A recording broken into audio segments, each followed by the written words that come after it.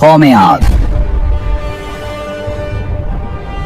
حضرت نوح کے بعد کی ایک قدیم اور طاقتور قوم. سب سے زیادہ شان و شوکت والا کون ہے؟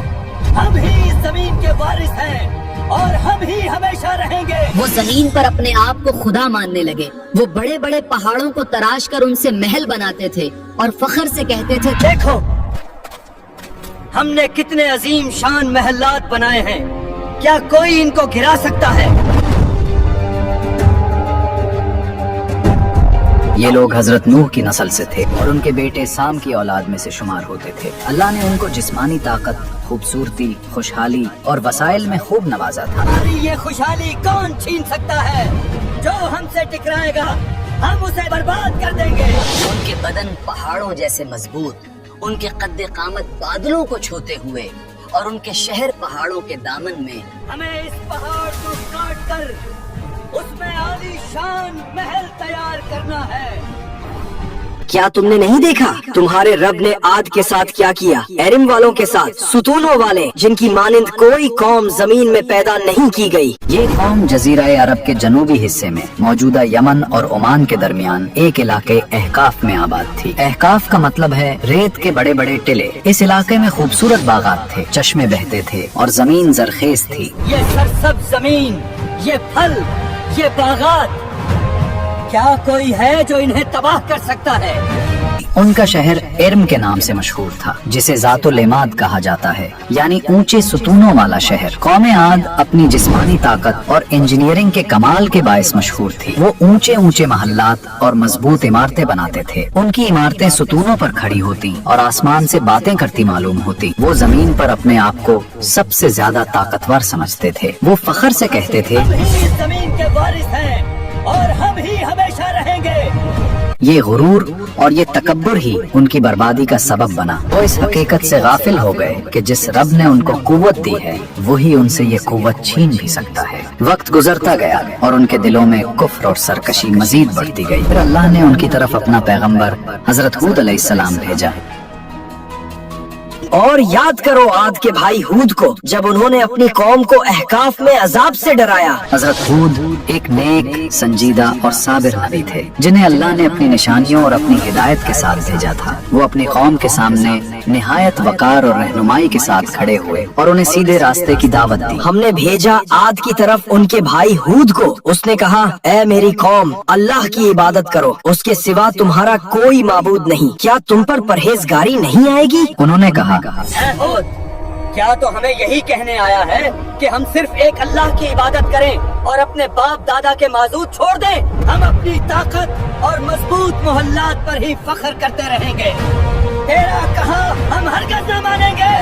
ہود علیہ السلام نے اپنی قوم کو ان کے اعمال کی نشانیاں دکھائیں، ان سے امید و ہدایت کی اپیل کی اور انہیں برائی سے روکا. مگر قوم عاد کی سنجیدہ اکثریت ہود علیہ السلام کی نصیحت کو نظر انداز کرتی رہی اور بعض نے تو کھلے الفاظ میں ان کی بات کا مذاق اڑایا اور کہا اے ہود، تم ہمیں ایک خدا کی داد دیتے ہو اور اس خدا سے ڈرنے کو کہہ رہے ہو جو دکھائی نہیں دیتا. جاؤ، ہم کسی سے نہیں ڈرتے. کیا اس کائنات میں کوئی ہم سے بھی زیادہ طاقتور ہے؟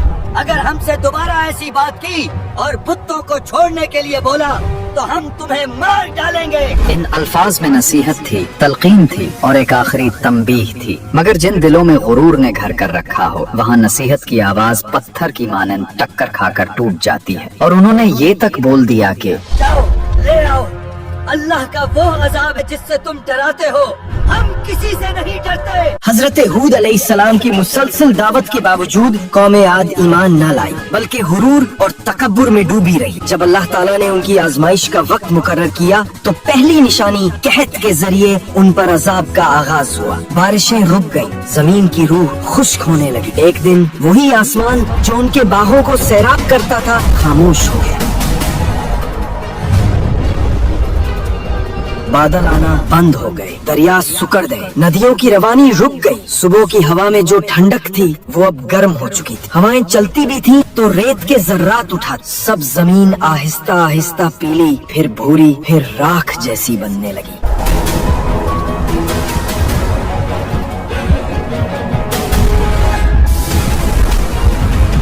कुरान में इशारा है, आद ने जमीन में नाहक तकब्बुर किया और मुफस्सिरीन लिखते हैं कि अल्लाह ने उन पर आसमान बंद कर दिया। 3 साल तक बारिश का एक कतरा न गिरा। रिवायात के मुताबिक अल्लाह ने उन पर 3 साल तक बारिश बंद कर दी। उनके खेत जल गए, दरख्तों के पत्ते झड़ने लगे, खिजूरें सूख कर रेत बन गई और जमीन पर दरिया और नहरें नापैद हो गई। औरतें बच्चों को लेकर आसमान की तरफ देखती, मगर वहाँ सिर्फ धूल और धुआं नजर आता। जानवर प्यास से मरने लगे और फसलों के बीज जमीन में जलकर खत्म हो गए।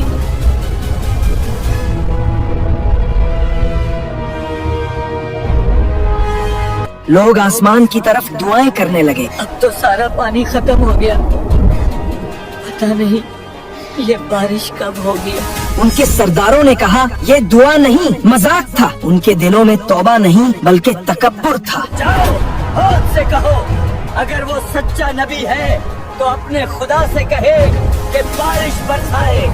हजरत हूद अलैहिस्सलाम ने फरमाया, मेरे रब के पास सब कुछ है, लेकिन जब तुम उससे मुंह मोड़ चुके हो तो अब तुम पर रहम नहीं बल्कि आजमाइश है। फिर एक दिन आसमान पर 3 बादल नमूदार हुए, एक सुर्ख, एक सफेद और एक सियाह। ये बादल ना आम थे ना खामोश, बल्कि आसमान पर ऐसे टके हुए थे जैसे फैसले का इंतजार कर रहे हो। फिर आसमान से एक फरिश्ता नाजिल हुआ।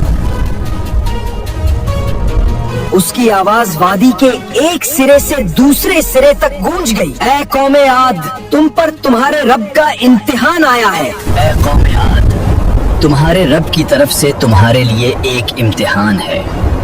इनमें से एक बादल चुनो। कौम के सरदार एक दूसरे की तरफ देखते हैं और कहते हैं, मैं सुर्ख बादल चुनना चाहेगा। नहीं, सुर्ख बादल में कुछ नहीं होगा, हम सफेद बादल चुनते हैं। ओह, इसमें पानी होगा। नहीं, काला बादल, काले बादल में पानी है, वो हमें सैराब करेगा, वही रहमत है। उन्होंने सियाह बादल चुना, मगर वो नहीं जानते थे कि उस बादल में रहमत नहीं बल्कि कहर छुपा हुआ है। फिर वो फरिश्ता गायब हो गया और वादी पर सन्नाटा छा गया। उनके चेहरों पर खुशी थी, लेकिन आसमान पर गुस्सा छा रहा था। बादल उनकी वादी की तरफ बढ़ता जा रहा था, आसमान सियाह होता जा रहा था। ए हो, देखो, तुम्हारे खुदा ने हमारे लिए बादल भेज दिया। हवा में नमी और ठंडक बढ़ने लगी। सब लोग खुशी और तकब्बुर से बारिश का इंतजार कर रहे थे। देखो, यही तो है वो बादल, ये पानी वाला बादल है।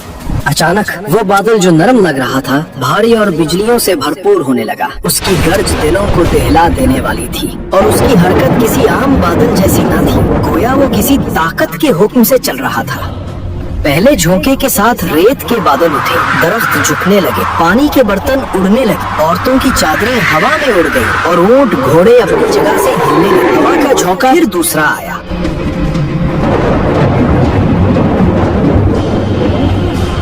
ये कोई आम तूफान न था, ऐसी हवा जिसके साथ पत्थर और रेत के जर्रात गोलियों की तरह चलते थे।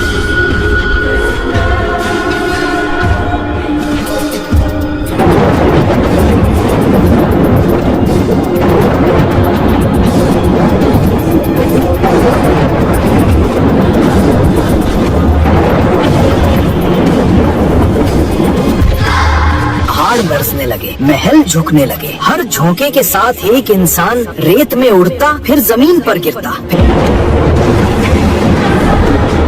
वो आंधी उन पर 7 रात और 8 दिन बराबर चली। इन 8 दिनों में उनके जिस्म रेत के तनों की तरह जमीन पर बिखर गए।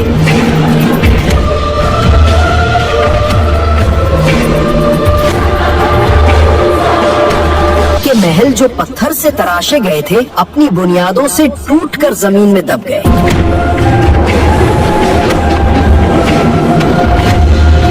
उनके बाग जिनमें कभी खुशबू आती थी, अब रेत के नीचे दफन हो गए। और जब वो आंधी थमी तो पूरी वादी एक कब्रिस्तान बन चुकी थी। कोई आवाज, कोई साया, कोई जान बाकी न रही।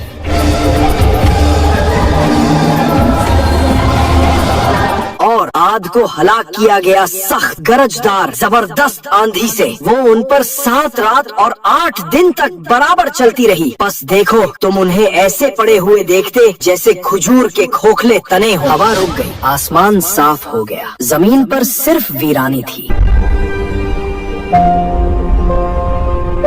सूरज निकलता है मगर नीचे सिर्फ रेत का समंदर है। वो महलात जो कल तक हुरूर की अलामत थे अब सिर्फ खाक का ढेर है। और ये हैं आद जिन्होंने अपने रब की आयात झुकला दी और उसके रसूलों की नाफरमानी की और हर जाबिर अनीद के हुक्म की पैरवी की। फिर उस खामोश वादी में एक मकाम पर जिंदगी की हल्की सी जुम्बिश हुई। रेत के पीछे से चंद लोग आहिस्ता आहिस्ता नमूदार हुए।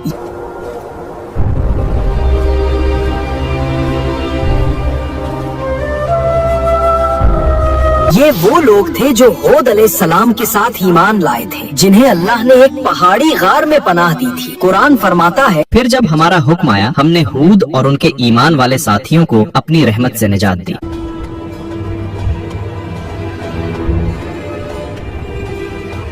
हूद अलैहिस्सलाम ने अपने कदमों के नीचे कौमे आद की बाकियात देखी। वही लोग जो कल तक कहते थे हमसे ज्यादा शान और शौकत वाला कौन है, आज रेत में मदफून मट्टी के तने बन चुके थे। और ये हैं आद जिन्होंने अपने रब की आयात झुकला दी और उसके रसूलों की नाफरमानी की और हर जाबिर अनीद के हुक्म की पैरवी की। हजरत हूद अलैहिस्सलाम अपने ईमान वालों के साथ पहाड़ के किनारे पर खड़े होकर खामोशी से वादी को देखा और अल्लाह के बारगाह में दुआ की, ऐ मेरे रब तू रहम फरमाने वाला है। हमने तेरी निशानियों को देखा और तेरा इंसाफ समझ लिया। हमें उन रास्तों पर कायम रख जो तेरे मानने वालों के लिए है और हमारे दिलों को तकब्बुर से बचा। यूं हूद अलैहिस्सलाम की कौम मिट गई मगर उनकी दावत, उनकी नसीहत और उनकी दुआ कयामत तक बाकी रहेगी।